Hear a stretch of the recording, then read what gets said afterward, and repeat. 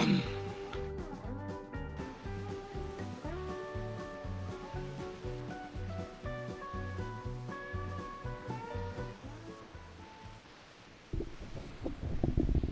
everyone. Welcome to Now Let's Debatable. This is your host, Fantastic Facade, and I am joined with me again with my co-host, Geocentric Skeptic. Geo, are you with me? Can you hear me?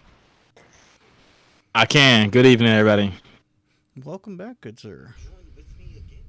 Oh, yeah. Good to be back.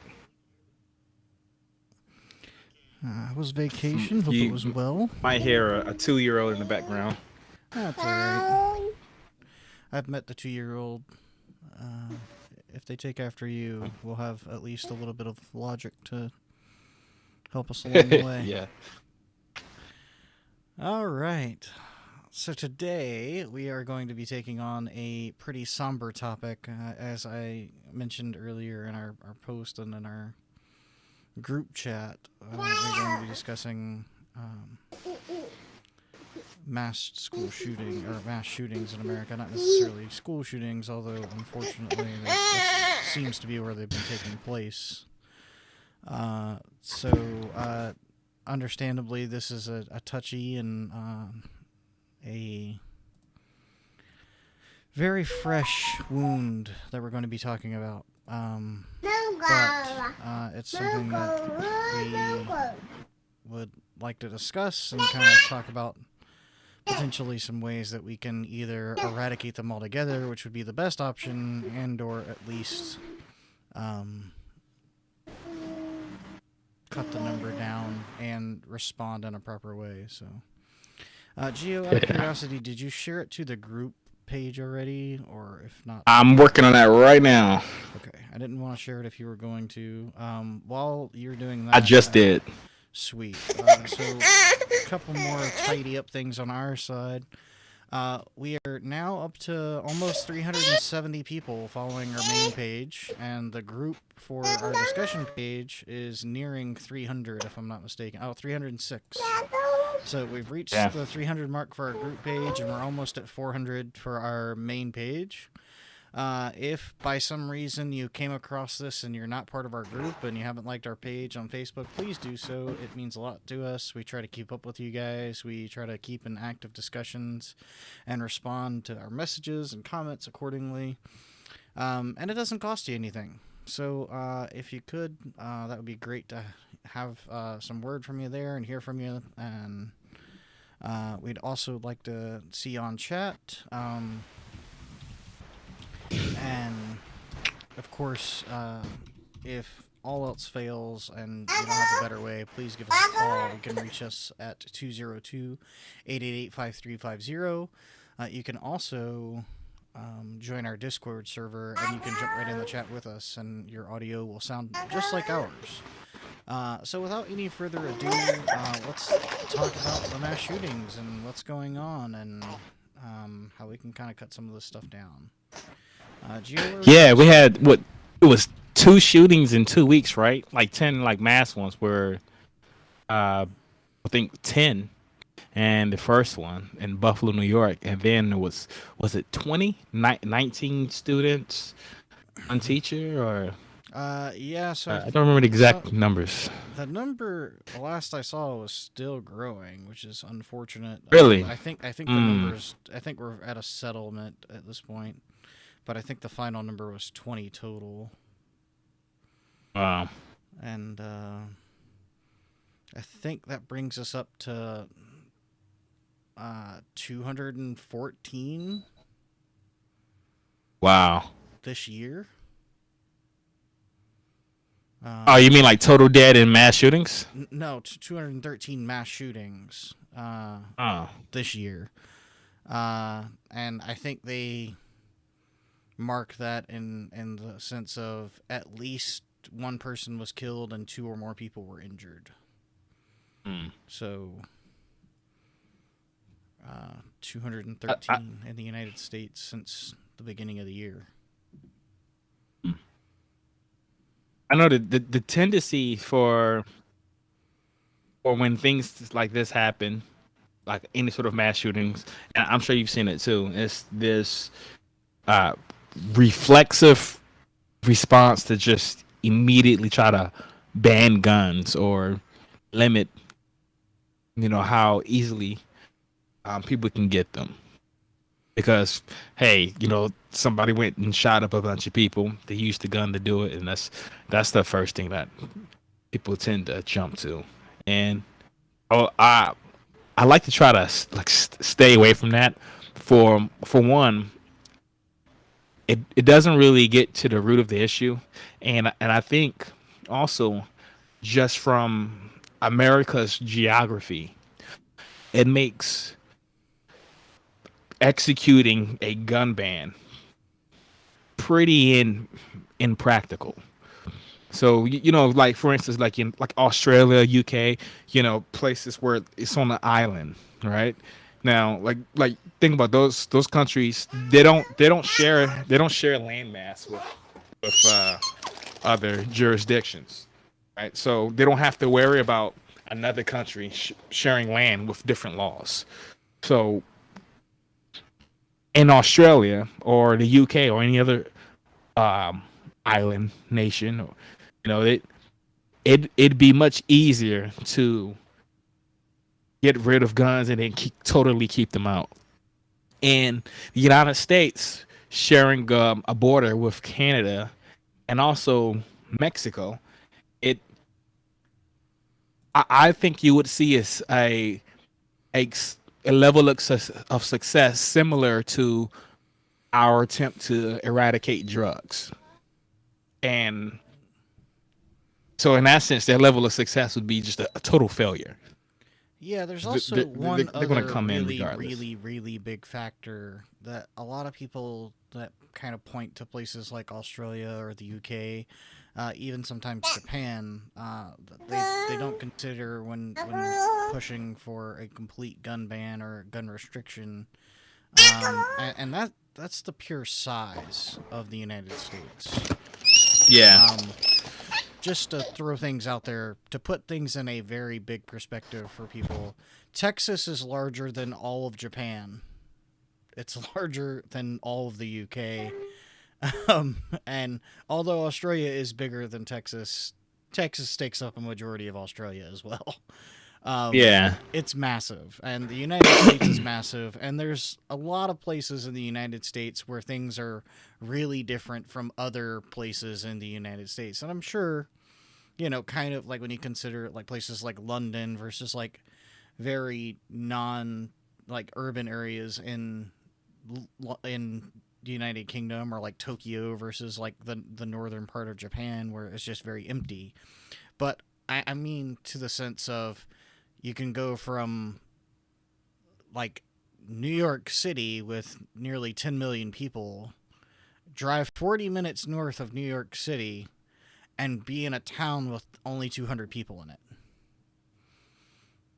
So it's kind of strange because you have huge gaps of not only physical size but like the way the population lives.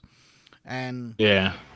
it's kind of interesting because you have people that live out in the middle of nowhere. If you think of what most people call the flyover states, like Nebraska and out in Kentucky, the Midwest, if you will, there's a lot of very empty, barren spaces in which people go out and hunt and live out in the middle of nowhere. And you see these people that have firearms that specifically use them for predatory game. That happens a lot in like New Mexico and Arizona, where there are coyotes and wolves and things like that, versus like people that typically live in like urban areas, don't necessarily hunt a lot.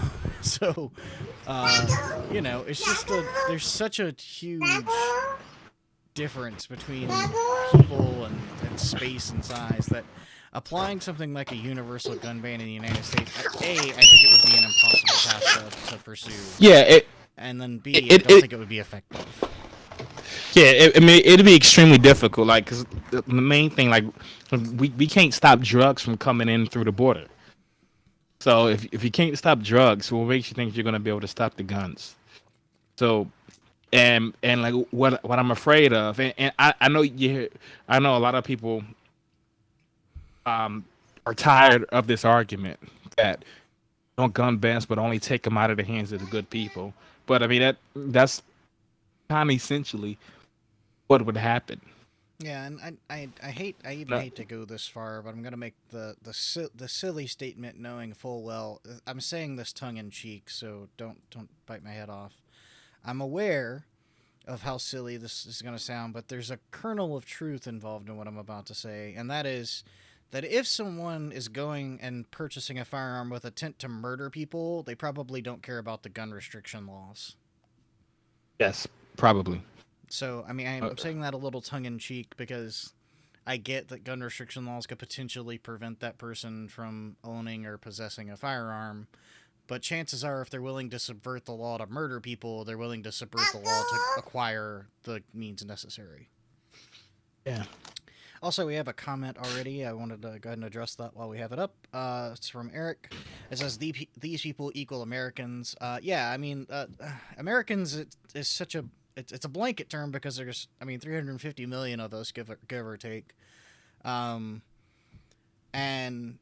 it encompasses everyone, whether they agree with you, whether they disagree with you, whether they have the exact same stance on mass shootings, or whether they stand on the opposite side of the world. The thing is, there's so many people and so many diverse opinions and ways to kind of look at things that it's hard to say that, and that's kind of why it's an interesting way to have the government the way it's set up, because there's never going to be a good equal representation in the way we have our government set up for everyone, because everyone has their own opinion, and no one's more right or more American than anyone else if you were born here, so I think the whole purpose of this is just to kind of talk in general about some of the ways that we can potentially cut some of this stuff down, because obviously school shootings, mass shootings are a problem, and it's something that we kind of want to discuss because it's one of the biggest things in the news. And not to sound too bandwagony, but we would like our channel to continue to grow, and we're appreciate and respect the growth that we have so far. So Yeah. let's talk about the elephant in the room, at least for the Uvalde shootings in Texas, and that's police response. Yeah, it's terrible. It's been run. As a matter of fact, what I thought was even more alarming was that, like, I saw reports showing that at least one officer entered the building to retrieve his own kid. Yeah, I read quotes that said that officers didn't want to engage because they were worried about getting shot. Yeah. And I So want to go ahead and read this comment real quick. It says, therefore, let's dump government #responsible anarchy. Yeah, the government's been do it. pretty pathetic, especially with some of their responses and what they've been doing recently. I'm not necessarily opposed to that, Eric. But yeah, the police response, fellow anarchist here. Yeah, the police response kind of goes to further that statement, because that's just, there's been some ridiculousness, and I mean, if you see the pictures kind of going in the background, it's not an anti-gun or a ban gun thing. It's just, these are images that are free to use that are associated with gun violence and that kind of stuff. But there's one that's a woman holding up a sign. It says, which students do I shield with my body? ? So Yeah. The question is, like, the cops, especially the police at the Uvalde, Texas shooting, literally went in, like you were saying, they went in and got their own kid out. So some of the Uvalde stories are so fantastical they trigger conspiracy thoughts. Yeah, I mean, I definitely could see that being a thing. The same thing happened with the really big one in Sandy Hook, Connecticut. It's just unfortunate these things are going to kind of happen. That unfortunately, A, school shootings do happen. B, when they happen, there can be people that say there's this conspiracy behind it. But let's be clear, it's pretty apparent America has a lot of guns. It's really easy sometimes to acquire guns, and mothers and police retrieving kids, how? The answer to that is there were police on scene when the 18-year-old who went to do the school shooting got there, and there was an event earlier that day in which there were mothers actually participating, and their kids were giving like speeches or something for some little class event. So it's not like the school was empty and that there was no security present. In fact, there were two armed police officers present when the school shooter arrived, and they refused to engage, from what I gathered. So that's how. I think this brings issue to like a larger problem. So like, kind of like how Eric was saying in the comments, like dump government. So there is judicial precedent affirmed by like even in federal law that the police have no legal obligation to protect you.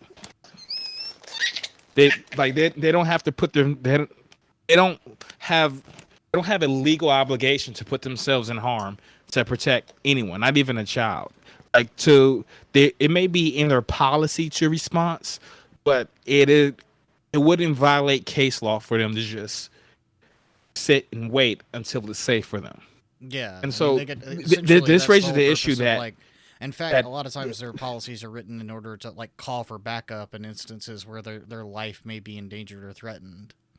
Yeah, and so what this raises the issue of is that personal security, like your safety, is really your own responsibility.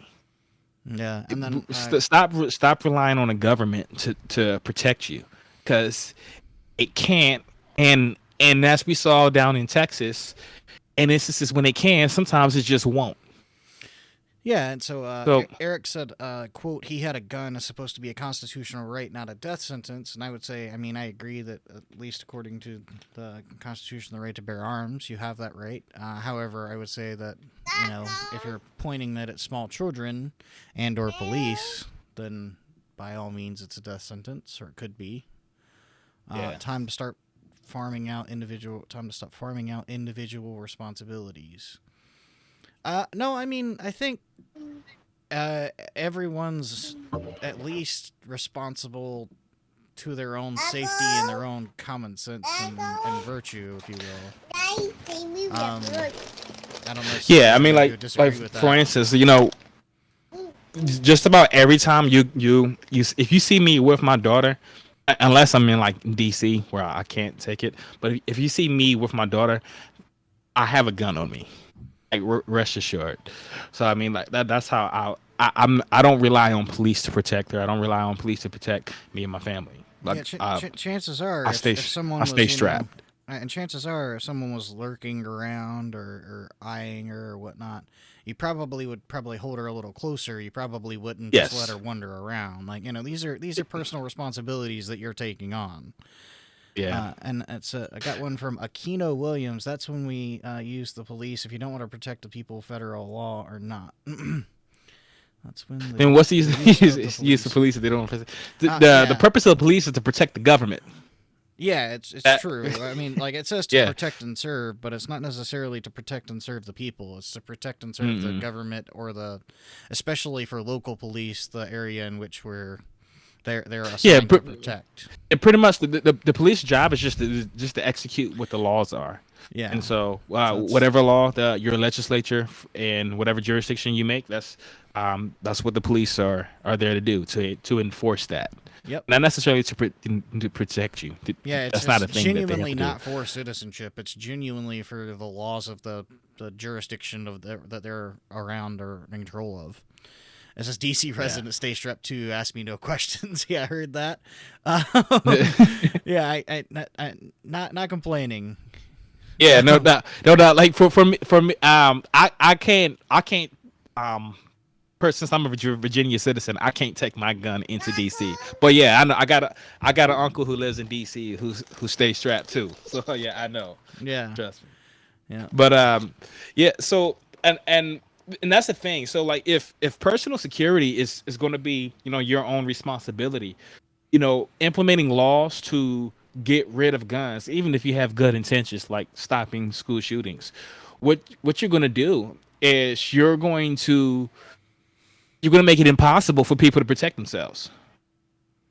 Yeah, I mean, And so, essentially, the more restrictive you become, especially on your law-abiding citizen that owns a gun or a law-abiding citizen that may want to own a gun, is especially if you take the option away from the citizen, then in situations where like you when you're out with your daughter, if somebody that's already breaking the law by possessing a gun may continue to break the law or further break the law by trying to harass you or your daughter, and then you have no easy way to defend yourself given gun ownership. yeah. And then Aquino said, he said, I understand that, but it's also the law not to let people shoot up the school. So that's where I kind of disagree. It's against the law to shoot up the school. It's not against the law to let people shoot up the school, which is what the police did. And so, from my understanding is that Texas Police Department, they violated their own policy, but there's still no case law. So it's not like you could sue them, or uh, or you have any sort of legal recourse against them. It may be department's policy to respond to threats and immediately eliminate them, but our laws are based very much on English common law, and it's pretty clear they have no obligation to protect you. yeah, they also have no obligation to put themselves in immediate threat or danger when they feel their own lives are at stake. Yes, definitely. Um, Yeah. so So, yeah, I was gonna say, one of the one of these subtopics was, arming teachers. Because like, hey, what if the police, you know, do exactly what they did, last week down in Texas? Just completely, you know, uh, allow the shooter to do what he does, right? yeah, and I mean, like you So could potentially have the same problem even if you arm teachers. The teacher is not going to have any additional responsibility to protect the student. If they yeah, feel like that's their responsibility, then they may do something about it anyway. As in the case with the but Uvalde shooting in Texas, there was a teacher that was killed by stepping in the way or trying to protect students. And yeah, although that's that's a very admirable thing to do, it's not her. It was not her that teacher's responsibility. She did not have to do that. There was no legal or public or whatever responsibility for that teacher. yeah. So I I mean, the think same thing can for be said for the most the part, cops, but like I was thinking like you this could be an option for a deterrence, because these mass shooters, they're cowards. They're looking for soft targets. They want to fight people who they want to murder people who can't fight back, essentially. And so, them knowing that, hey, I'm going into a school where there might be, uh, several dozen armed people, you know, that yeah, would possibly fight back. I- yeah. It could at least be a deterrence against that. I agree. It is a You know. potential deterrent. So let's go ahead and tackle some more comments real quick. We have, from Aquino, it Yeah. says it's problematic to arm teachers. More problematic to arm teachers. If you could expand upon that, so we can respond accordingly. Exactly Yeah. why do you think so? That way we can address it. And then Eric says. It won't happen overnight, but we've got to consider before discussing a responsible anarchy, before discussing it, before teaching it, and if everybody's strapped, maybe folks will act right. Yeah, I mean, Yeah. there's the typical argument that kind of comes back from that, Eric, is that the only like the typical solution or the typical criticism of such an argument seems to be that people that think the solution to mass shootings is more guns. And I hear that a lot, and I'd kind of be curious, Gio, what's your take on that argument? I think it's a pretty sound argument, because if you look at where these mass shootings happen, like it's always at soft targets. It's it's where people don't have the means to fight back. No one's going to run in a military post, and they're not going to run on Fort Meade or Fort Belvoir or a police station. Start shooting people. They're not going to run into a gun shop, right? Or Yeah, a shooting range. So they're looking for soft targets. So more guns in the sense where supposed victims have the ability to resist the attacker. I think that's the answer. And there's a lot of studies that shows that that is what criminals fear the most. A armed victim, not police, but armed victim. Oh, he talked about Fort Hood. Yeah, and so oh yeah, Fort Hood shooting. That's where that sniper was killed, and that happened on that actually did happen on a army post. And so yeah, I mean, my point to that was like where my understanding of where that shooting happened. Well, there was no one else that would have that was armed there. So when I say like running into a military post, I was talking about I guess like running through the gates, right where security is at, and carrying the pistols and rifles. Aquino Williams, he had a another comment. He said it could be a deterrent, but teachers go through a lot of. I've seen teachers fight students. Hmm. Mm. Fasad, what do you think about Williams' comment? I think he made a good point. Yeah. So I mean, I kind of see it as a joke, kind of being pushed around, and I know it's weird to consider jokes, but I think it's a good way that people can cope with tragic events. But people said arming teachers is a potential solution, and it's like, do you remember when you were in school how much of a jerk you were to your teachers? And how much stress teachers have. I mean, honestly, Yeah. they're some of the lowest paid individuals in the system. I mean, our education is worsening year by year. Part of the reason for that, no worries about typos, Aquino. We all do it. We all make mistakes, and I'm sure we're going to slip up when we talk. Don't even worry about it. That's whole part of the whole thing. Effective communication doesn't matter if there's typos. But yeah, as I was saying, like especially like if you think back to, and I won't get too personal, but Gio and I went to school together in a lot of places for a lot of time. And I'm just saying that if Gio and I were in the same classroom pulling the same shenanigans that we pulled off back in like 7th and 8th grade, and our teachers were armed, we might have got threatened. Yeah, I can see that. I mean, even scrolling through Facebook, it's not uncommon. You go through like hood fight videos, or you see in school where a student strikes a teacher. Oh And yeah, sometimes like his teacher strikes back. I mean, I'm And gonna age myself a little bit this, here, but like the World Star Hip Hop photos where you see like fights breaking out in schools and chairs getting thrown and people hitting each other with like lunch yeah, trays and stuff like that. Like, I think arming teachers, especially because it's a situation in which they're not typically used to having a firearm, and then B, they're in a situation of actual threat and or danger, but the only resource they may have is a firearm, would potentially put those people at risk for getting shot, even though the situation could probably be resolved otherwise. and also man, it could be just a danger in general, just having a gun in the room. Like if there's no guarantee that the teacher is going to be responsible for it. Like maintain positive control of the weapon a student could get to. I mean, it's a I definitely see Aquino's point. Yeah. So let's take on a couple of comments real quick before we continue. So we have one Okay. from Jared. Well, let's read Eric's first because it was in order. It says local vetted veteran peace officers not want to be SWAT members. Couldn't agree more. That you want vetted people, not people that are just trying to get their guy. And that can be a thing, especially with young police officers, where they make promises that they're going to get somebody even though they have no evidence. Or they're just trying to rack up their numbers because they're in a small town, or they're former 4 years in the military and they think they're the baddest thing in the world. But let's go to Jared Schwartz, who said allowing teachers to be armed is different than arming teachers. If they are qualified to carry outside of work, then why not when they are the most vulnerable?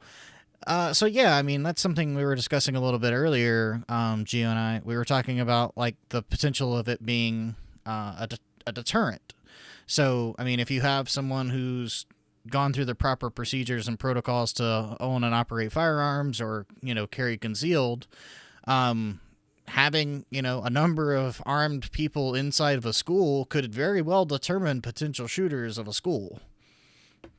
So if they're qualified to carry outside of work but not qualified to carry inside of work, I mean, that's kind of something that we talked about. That definitely want to make sure that we don't want to just take a teacher with no training and saying, "Hey, here's the gun," Yeah, that's different. And then Aquino said, "Make sure it's in a sturdy holster and etc." Yeah, Aquino said they had the perfect solution with police schools, but then they abuse the power and do something simply as protect the students from gunmen. Jaron Swartz said, "Got you, I missed it." No worry, Jerry. I'm sure people tune in and out. It's something that we wanted to discuss and bring up because obviously, don't just give guns to every teacher. That's a silly argument. I don't think either of us would make it. I don't know many people that would in general, but I think it is a potential deterrent to that people that are already that have training or that may qualify for concealed carry outside of school, whatnot. Now there are some exceptions that I think could potentially be problematic, and one of those include one of the states that's we're talking about now, which is Texas, because they have some extremely lenient gun laws. At 18, yes, you can buy a rifle with no background check. At 21, you can concealed carry without doing any sort of training and or licensing. So that doesn't give me much faith for arming teachers in Texas necessarily, because there's very little training, if any, required or necessary in order to conceal carry in the state. And yeah, Aquino, he had mentioned, he had talked about they had the perfect solution, for having police in schools, school resource officers. And so, and one of my problems with school resource officers is that a lot of times they're used to discipline children, and that's not something we want. We don't want children getting tased, etc. They're mainly there for security, and we've seen plenty of videos of just police officers, school resource officers getting in mischief, in their interactions with students. And it brings me to another point. I don't think a school resource officer is equipped for the type of this new breed of criminal that we see in mass shootings, because look at the way some of them are coming in. Like, for instance, on the Buffalo shooting, like, I know this wasn't at a school, but this guy came in, with full battle dress. I mean, this guy had a Kevlar. He had body armor with the ceramic plates. He had the knee pads. He had a rifle with an optic. I mean, he had this guy came in like he's like part of SEAL Team 6 or something.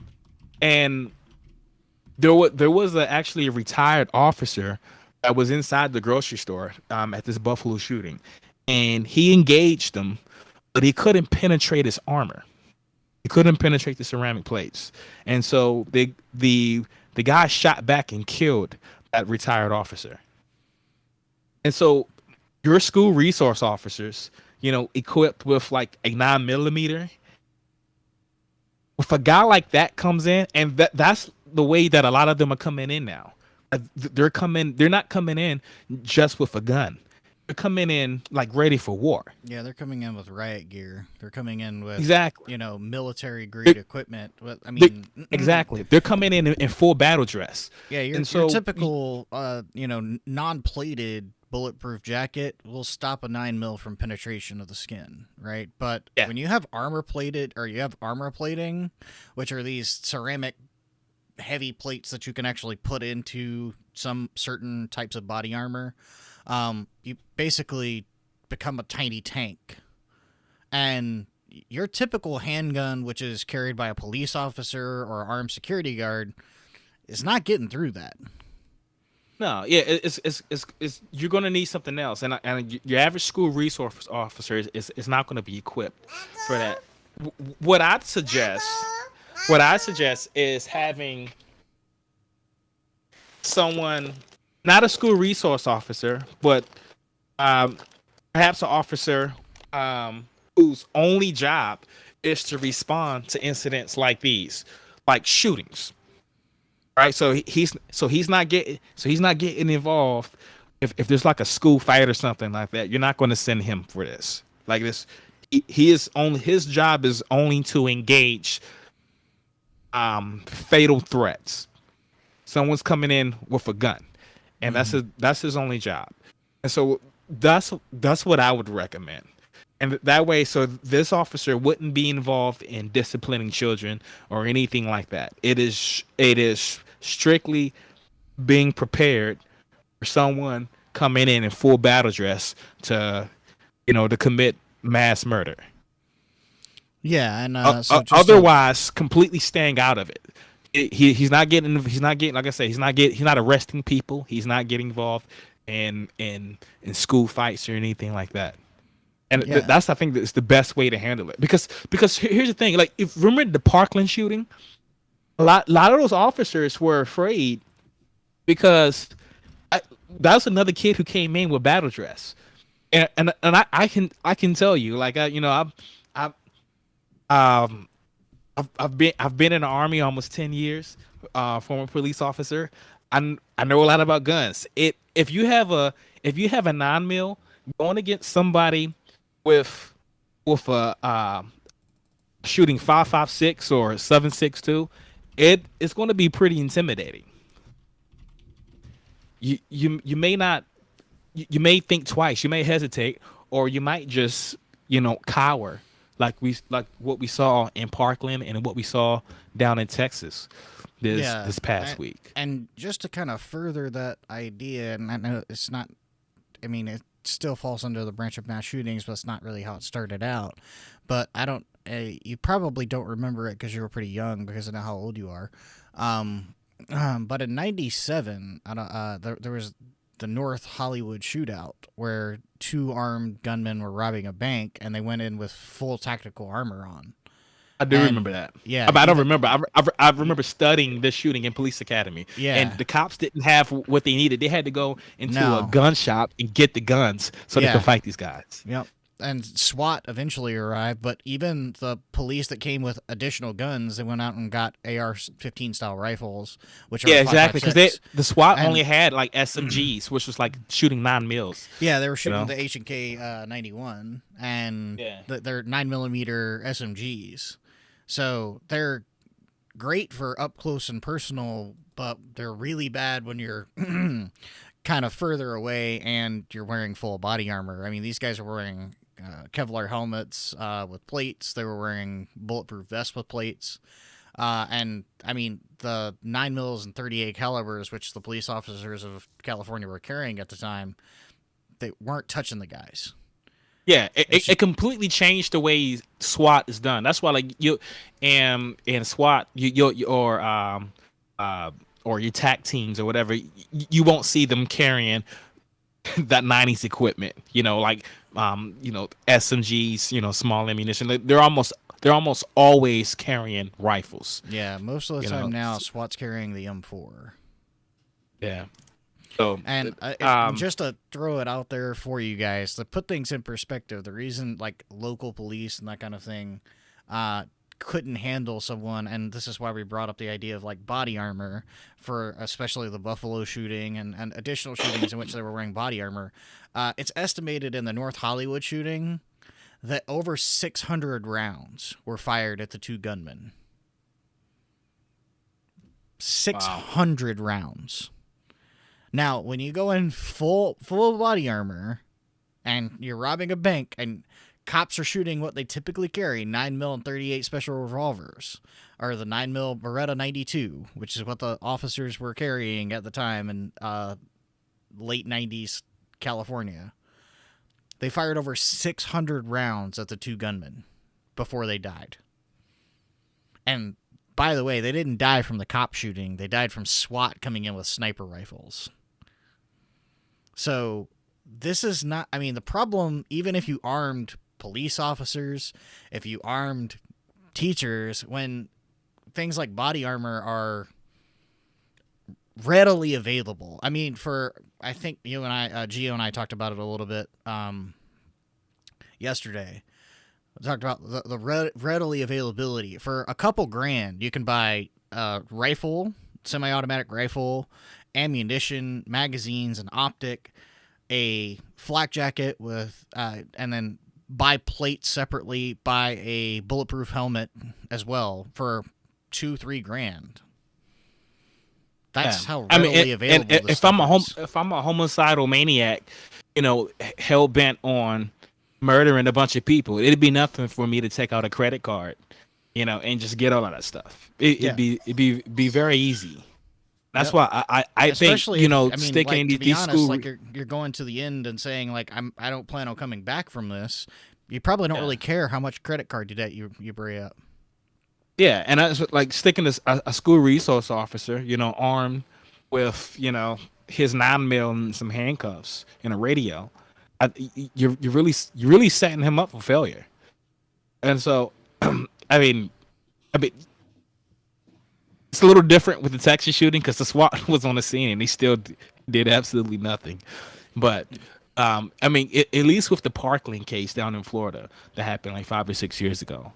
I mean, that was the situation they were in. Yeah. Just to read the comments real quick before we continue on. It says, I get the gears they're coming in with. However, 1 or 2 resource officers on site is a deterrent, and I agree with you on the police officer on premises strictly for shooting on premises. I would say having an officer dedicated to a potential active shooter or a potential threat to people's lives. So it doesn't necessarily have to be a gun. It just, obviously, the reason guns are kind of brought up in mass shooting, mass shootings, that's our topic, but the reason guns are brought up most often is because they're a really, really effective way of killing innocent people. Although I'm sure if the person with the right means and motives took a blunt object, they could go into a school and take on small children. I don't doubt that for an instant. However, a gun makes that infinitely easier. And it just goes to show, that there definitely can be an issue there. And then, as far as Eric says, 600 rounds is ridiculous. Spray and pray isn't the best police work. 22 can be effective in the correct hands. I don't disagree with any of those things. 600 rounds is excessive. Spray and pray is a good way to kill innocent people walking by in the distance off ricochet. It's a good way to get innocent people hurt or killed. And a 22 can be an incredibly effective weapon in the correct hands. I've seen... I know some avid hunters that could take a 17 HMR and shoot a squirrel out of a tree at 200 yards. So I don't disagree with you. Yeah, it's effective. You're still at a pretty significant disadvantage fighting someone with a 22 who's wearing body armor, and they're having, 5.56 armor-piercing rounds. Now here's something I wanted to bring up. It's not a fight that I don't want to be in. Yeah, I agree. Here's something that I kind of just came up with while thinking about this. What about the possibility of interacting with like a drone? You mean to eliminate the threat? Yep. Yeah, I mean that would. Let's say hypothetically, there was a investment for the government to do drones near major metropolitan areas to stop or deter school shootings that were essentially armed drones. I mean, you cut down the necessity of people, with exception of the operator, but they don't have to be anywhere near the gunman. I mean, I think a drone would be good for surveillance, but I mean, as far as equipping it with a weapon, drones usually don't usually use like precise weapons. A lot of times it's missiles. You don't. I don't think you'd want to bring that into a urban environment. I mean, I agree. I've never seen an example of a gun equipped on a. Well, that's what I was saying. Like, what if there was a designed drone for this purpose? Do you think? I mean, do you think that's? I mean, just spitballing an idea here. Um, I'm not sure how practical it would be. Unless if the shooter was outside, sure. I mean, if he's inside, I mean that drone is going to be um, useless. Well, maybe if it's flying, if it's some sort of robot on wheels, Yeah, then kind of like I a guess bomb sure. disposal robot. But like, yeah, I'm not sure how much how I think it would take more time to get the drone and then um the user and everything set up, and it would just you know send in just have an officer on scene who's prepared to face a threat similar to the one that we saw in Buffalo or in Parkland. Yeah, I mean, fair But enough. I I'm mean, just spitballing an yeah, idea out there. yeah. I saw this study, and it's by the Cato Institute. It's a libertarian think tank right out of DC, and they did a survey of school shootings, and so that w- they weren't just talking about mass shootings, like any school where a firearm was illegally discharged. They looked at, and so there were from 2000 to 2018, there were 134 school shootings, and only four of them occurred at private schools. So like um and the fourth that occurred at private schools, I mean they were really small incidents, like didn't make national news or anything like that. All of the all of those mass school shootings, they were all public schools. So like, you never hear about them happening at private schools. And that makes me think of why. Why is that? Why is it that private institutions tend to be better at security than public schools? Now, you had mentioned earlier how we went to school together, and are you were you familiar with our old schools, like vetting process? Like I don't think it had one. well, it did. We didn't know too much about it because we started out there in kindergarten. But there once one there's a guy I know who, well, you know him too, and he came in when we were older, and I remember him telling me in high school of what he had to go through. Like he had an interview with him and his entire family, along with the school principal and a board member, and I mean, it wasn't like super strict or anything like that, but they just got to know him, right?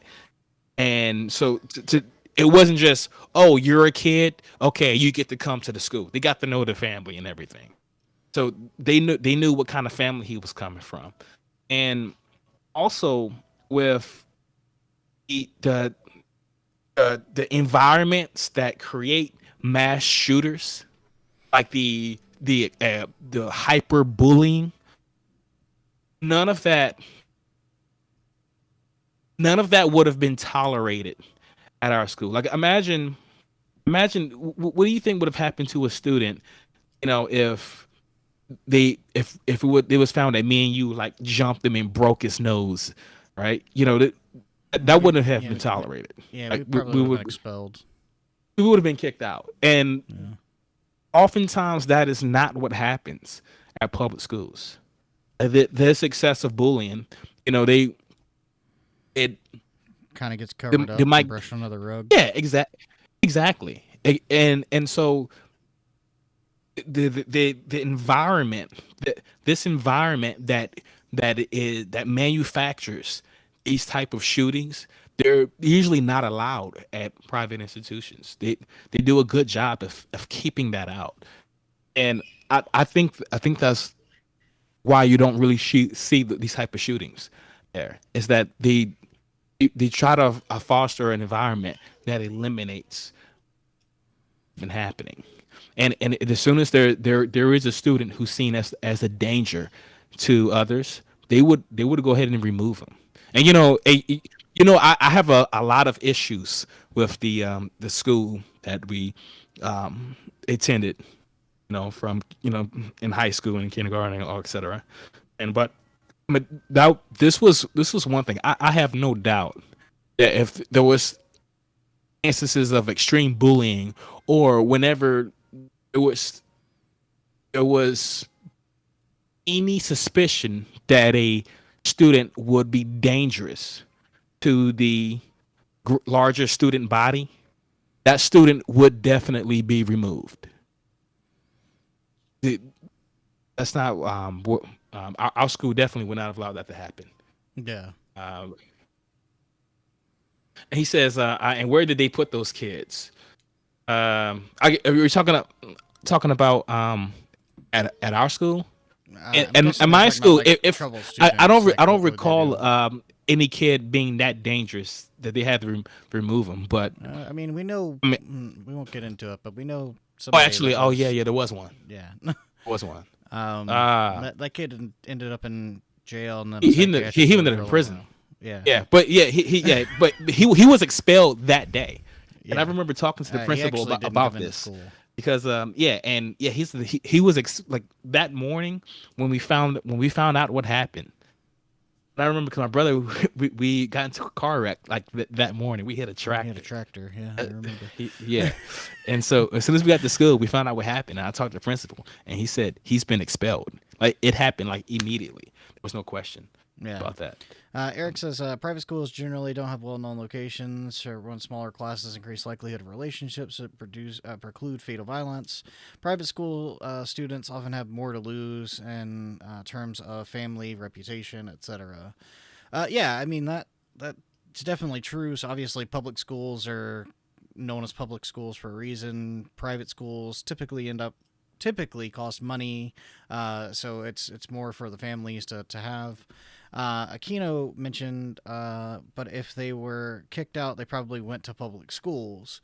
Yes, Yeah, I mean that's like, an that's unfortunate just truth. something he hit it dead on the button, right? So think about this. So a kid who is too dangerous to go to a private school, we kick him out, and guess where he ends up going?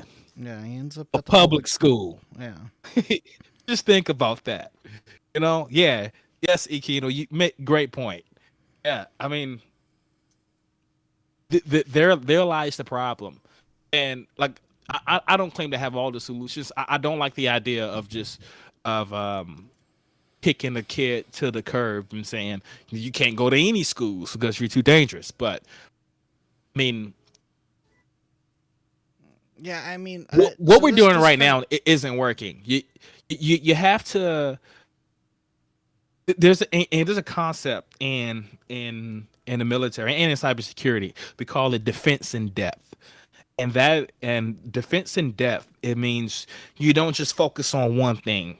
For instance, like for public schools, they tend to focus on physical security. So you see these inner city schools that have metal detectors with police officers working them.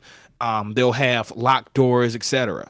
But there's almost no there's almost no effort to implement other forms of security, like like trying to get rid of these environments that create master shooters, like stopping the bullying,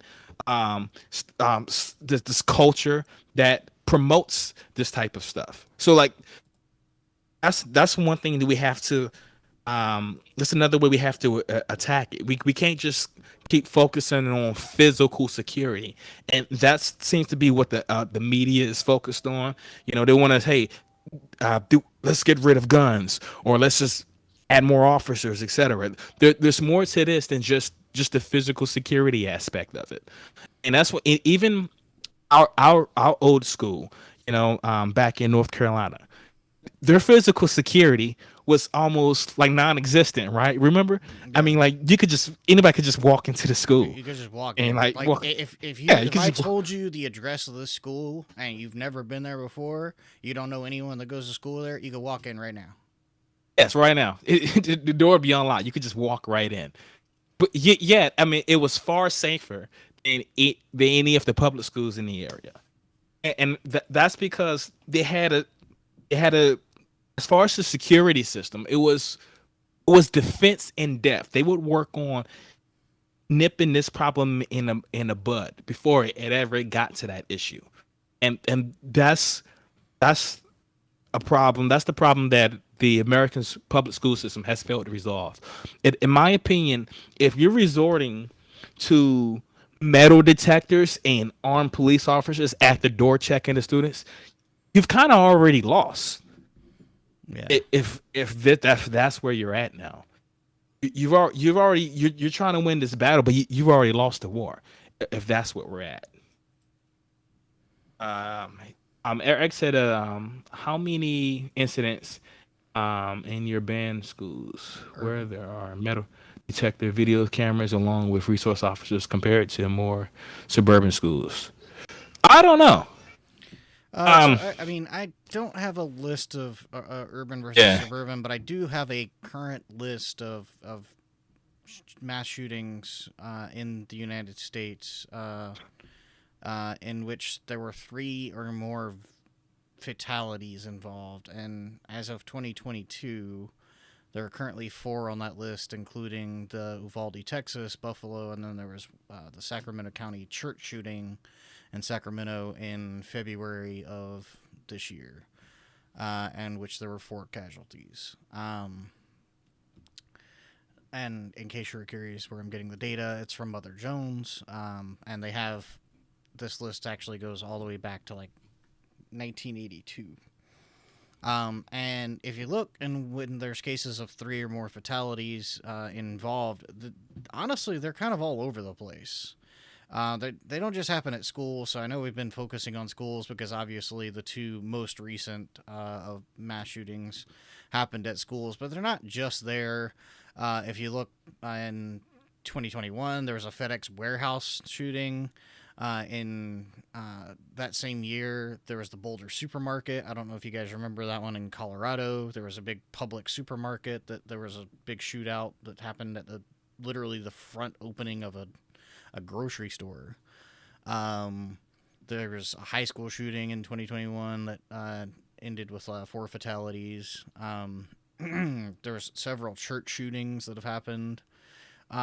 So, I mean, there's a lot to consider when looking at like things like security, and like I know we've been kind of talking about schools because that's kind of the primary of the most recent events, but there's just so many more instances in which it didn't happen at a school. It happens at churches, it happens at convenience stores, it happens yeah, at banks, it happens at festivals, at entertainment galas, at movie theaters. So this kind of goes back to having that own personal level and personal idea of security, personal responsibility for your own security. Because let's say hypothetically we arm teachers and put, a dedicated officer there, and then, what's to stop it from happening at the local mall? Or at your nearest theater where you go and watch the newest whatever movie you're into. It just taking that level of personal security, and this is where again kind of we talked about policing not too long ago on the show, where policing is a responsive thing, not a preemptive thing. Police don't get there until the shooters. Yeah, police don't get there until the shooting's already underway. Like so. The question really goes back, and it kind of weighs on everyone's mind, is what to do to stop them from happening in general. And Eric said, already lost, but what's the goal? Save kids or aesthetics? And I don't think that's what Gio was saying. I don't speak for him, but I can speak to it. I mean, definitely the goal is definitely safe kids. What I'm saying is, if it's already gotten to the point where you're concerned that members of your student body could possibly be coming in with homicidal intentions, you've already messed up. You've done there's already a problem. What I'm saying is, like when I was talking about like defense in depth, we could talk about physical controls, but what about administrative controls? What about stopping children from undergoing this massive bullying, the type of environment that manufactures school shootings. Like if you're completely ignoring that and just trying to stop guns from getting in, that's what I'm saying. You've already lost. There are much more efficient ways to do this. And like I was saying, like the school that I grew up in, that there is almost no security. Anybody could just literally just walk right in. But I mean, it was like just like the safest school I've ever seen. We hardly have ever had any incidents happen. That's what I was saying. I mean, there were a few close calls, but nothing. Yeah, there was some, but yeah, but nothing on the. There was never a day where I'd walk in. I came to school and I thought, oh man, I might get killed today. That had never crossed my mind ever. We can talk about that later. I would disagree. I'd say there's probably one, but Okay. yeah. So let's read a couple of these comments before we get to our wrap up. And I do want to thank there was Eric Aquino, and then I think there was Jared as well that commented. Yeah. Thank you guys so much. Honestly, it keeps it engaging. It makes us way more engaging and not only entertaining but informational and educational for ourselves, because it allows us to kind of take on these topics and ask these questions and kind of work them out in real time, which is the whole purpose of the show, is to keep us thinking critically. It's to help you guys think critically, so we do appreciate all the comments. It says, then the guns are the problem. There's a need to better processing or ban certain types of ban on certain types of guns. I don't necessarily disagree that guns are the problem. I think not necessarily guns, but the ease of access to guns is part of the problem. And I don't want anyone to think that I'm like pro banning guns. That's not what I'm saying. I'm just saying it should be more difficult than for an 18-year-old in Texas to swing by and be able to pick up a gun and full body armor with little to no background check if it's a rifle. And walk out the door. There's no training required. There's no licensing required. And I think that's where, like, we as a system, we as a people, and we as a community have kind of failed, because guns are a huge part of the United States, and that we have a lot of them. And informing and educating people on the safety and responsibility that comes along with gun ownership should definitely be included. At least that's where I stand on it. And then it says, defense in depth or individual responsibility. Socializing people to not shoot up the schools is a start. Yeah. I think that's it. He said the first sentence there, defense in depth or individual responsibility. Yep. I think it's a false dichotomy, because so individual responsibility is part of defense in depth. That means defense in depth is you're looking at every aspect of this problem and trying to tackle everything in it. So like I work in cybersecurity, right? And so in defense in depth is kind of what we focus on. Like we don't just put up a firewall and then expect that to do everything. That's just one technical control. We also have policies in place. We also do background and checks on the employees. We also have legal teams in place to respond to these threats after they're caught. Like there's a bunch of different aspects of it, and individual responsibility is one part of the defense in depth. Anything that could be used to prevent these atrocities will be part of defense in depth. You know what I mean? You're just tackling everything. That is the main concept of defense in depth. Yeah, so I mean, like, there's an obvious, like, hand in hand here, actually. Like, individual responsibility is part of defense in depth, and they're not on opposite sides of the seesaw here. By having an individual responsibility, you're taking a very small part, but a part of defense in depth, and understanding and analyzing how defenses should work and how defense in general should be performed. I've switched over to our wrapping up page just because we're over on our time. There's so much we could continue talking about as far as gun control and arming teachers and mass shootings outside of schools, mass shootings that happens in churches, mass shooting that happens in grocery stores, because unfortunately we live in the country with the most mass shootings. I do want to take a couple minutes real quick before we finish the show, and I know Gio has to go, but wanted to thank again Eric and Aquino and Jared for commenting and keeping us engaged and engaging with us. If any of you in the future would like to give us a call, don't forget our number will be scrolling up on the screen. We have a Discord in which you can just jump right in so we can have more than one caller on at a time, although that may get a little chaotic. I'd rather have it that way than having no calls. Thumbs up from Eric there. The chat's actually not up on screen right now, but just wanted to acknowledge that. So thank you guys. If you guys haven't liked and subscribed to our Facebook page, to our Twitch, our YouTube, etc., please do so. It doesn't cost you anything. We do appreciate the feedback, the following, the interactions, the engagements. And like I said at the beginning of the show, we are in excess. We're closing in on the 400 mark for our Facebook page, and we have almost 300 people in the group. We'd like ways to be able to interact with you guys more. We'd like to know what you guys want us to discuss. So we're open for feedback, remarks, and suggestions. Gio, anything you needed to add before we finish things out today? Oh yeah, man. The discussion doesn't have to end just because the show is ending. You know, you have more thoughts, man. Like comment on the Now That's Debatable discussion page. Yeah. You know, we're post a question up there. You know, or an idea or anything. Like, well, I can guarantee to you that if you post something, you'll get a response from both Facade and I. Yeah.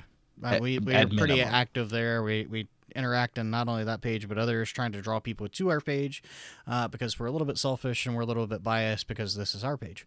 One last thing, and I hate to mention is like the last thing because it's not it wasn't an afterthought. It just, this is a very pressing issue that we were talking about on a very somber topic. But this past weekend was Memorial Weekend. Yesterday was Memorial Day. Did not forget, did not want to bypass it, but it's not something we'd normally intentionally bring up for holidays and whatnot. But I did want to just make special mention that Memorial Day was yesterday. We didn't forget or ignore it. It's just that, you know, it's not necessarily part of our topic or channel. So I did want to give a special thank you to the veterans that served, although Memorial Day is for those who lost their lives in combat, and Veterans Day is for those of our veterans, given that I am very familiar with and know people in the armed forces, and I know people that have passed away serving in our armed forces, and I know people that are currently in our armed forces. Although we may not necessarily always agree, at least here in America, we all are Americans, and we do appreciate our armed forces and our troops. Other than that, that's all I had. Gio, was there anything else? I'll let you get the last word in. Nah, that was it. That's all I got. Thanks, guys, for making the conversation interesting and tuning in. Thanks, guys. We'll see you next week.